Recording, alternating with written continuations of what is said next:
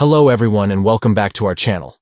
In this video, I'm going to show you how to change text size in messages on Gmail on your PC with the new update. Let's get started. Step 1. Open gmail.com in your web browser. Step 2. From the top bar, click on the gear icon located in the upper right corner of the screen. Step 3. In the drop-down menu, click on See All Settings to open the settings page. Step 4. Scroll down to the General section and look for the default text style option. Step 5. Under default text style, you will see various options including font size.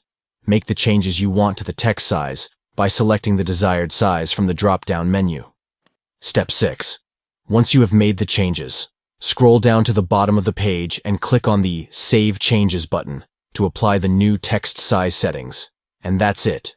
You have successfully changed the text size in messages on Gmail on your PC with the new update. Thank you for watching, and don't forget to like and subscribe for more tutorials. See you in the next video.